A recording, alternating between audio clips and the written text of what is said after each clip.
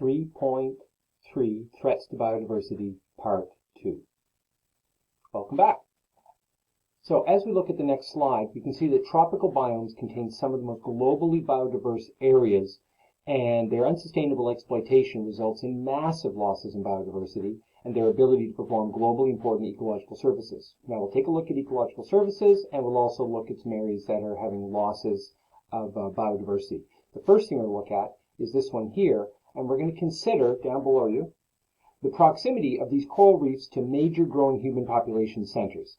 How might those populations exploit and use the reefs in an unsustainable way? And this is a connection with topics both 4 and 8. And as you know, 4 includes harvesting. Or, if they're not exploiting it, they might actually be having an impact, such as eutrophication, which is also topic 4. Now let's go to the next slide and see what there is to see. So as we look at this global map, we can see that in the Atlantic here, we have the coral reefs and the dots. There's actually deep water coral here in Nova Scotia, so not a reef, but deep water coral. But these are specifically coral reefs. You can see where it's in tropical areas and levels of high biodiversity. And what we can see here are areas that are that could be being impacted highly by human populations, especially in this area where people are using them for tourism, but also for food. And in the same here, there's food production and tourism being used. Additionally, effluent coming out of areas such as here in the United States or throughout Asia and in Africa can also cause problems for the reefs. Let's go forward now. The ecological services that you might get from a terrestrial or aquatic ecosystem might be oxygen production. In the case of the oceans and in growing forests, that's carbon sequestering and bringing down the level of carbon dioxide. It can affect weather patterns. In the case of the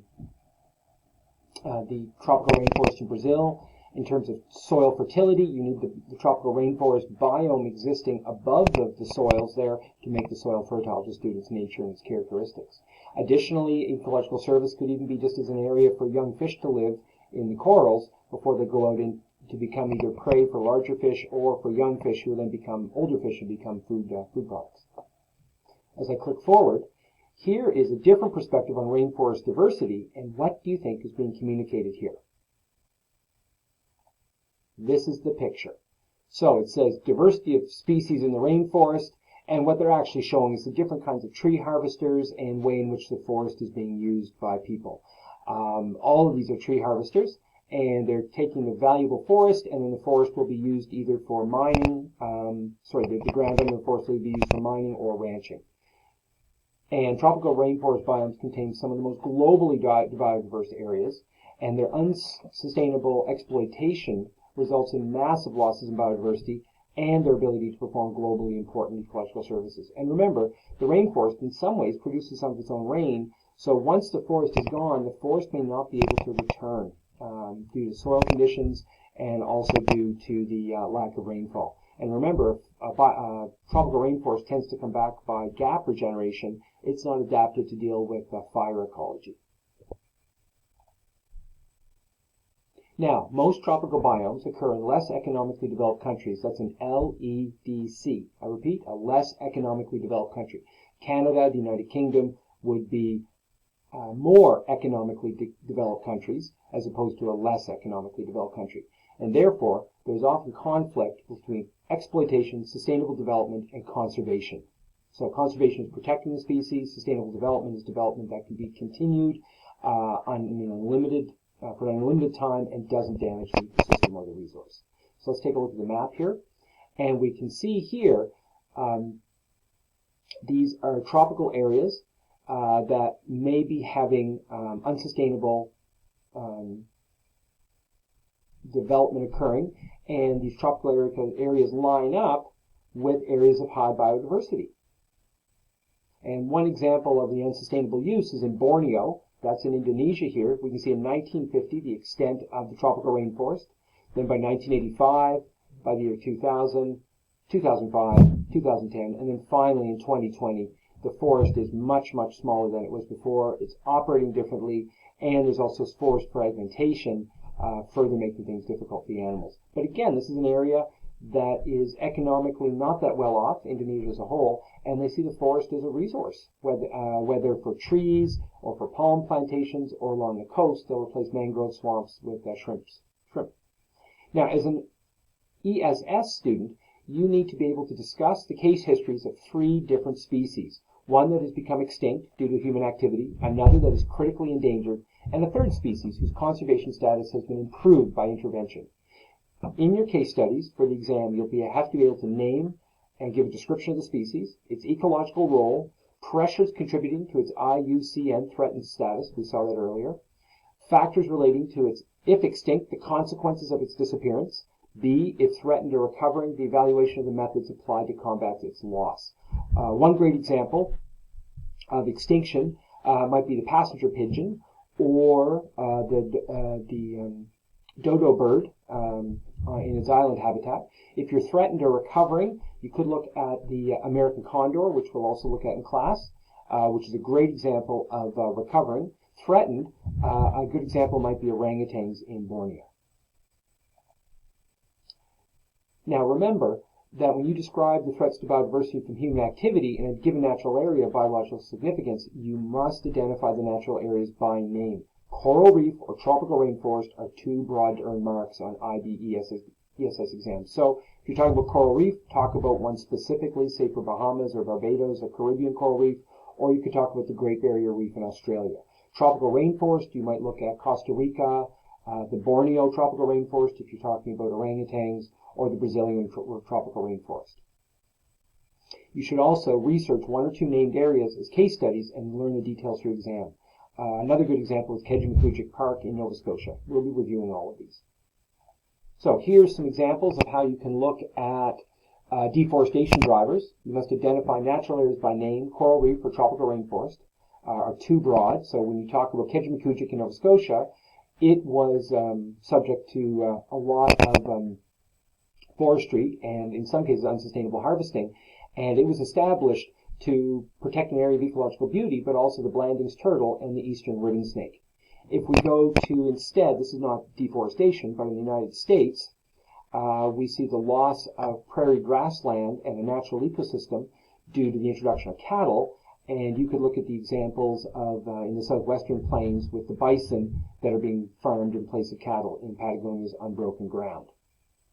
Additionally, you could look at Borneo and the orangutans, and basically orangutans are being pressured by palm oil plantations, and also by poachers who are poaching the orangutans. So these are specific examples.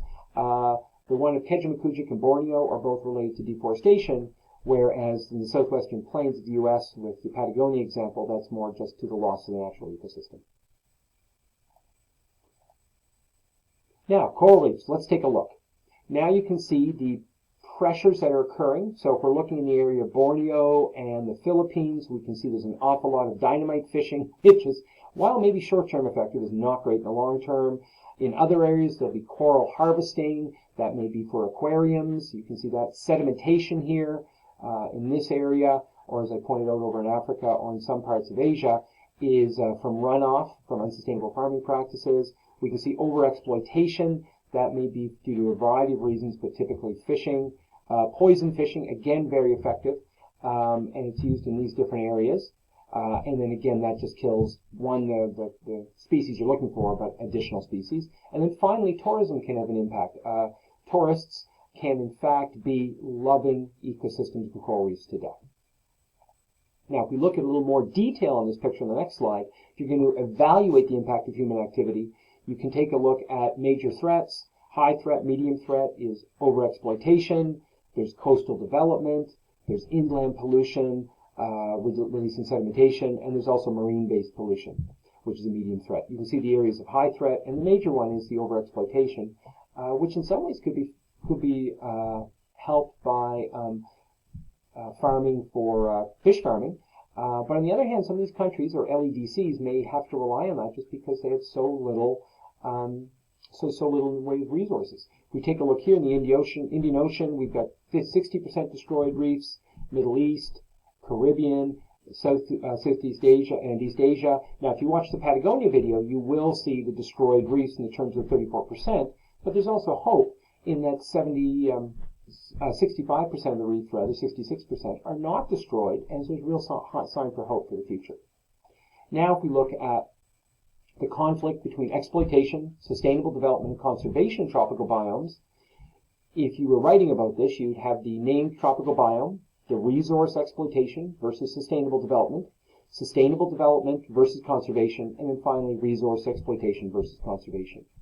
And you can see in Central Africa is both impoverished, LEDC, and one of the largest remaining blocks of tropical rainforest on Earth. And you can see where there's very high poverty in biodiversity, high or very high poverty in biodiversity, and that is a very bad combination. People may know they're destroying the ecosystem, but they're having to do so just to survive. Next, if we go forward, international mindedness in terms of IB.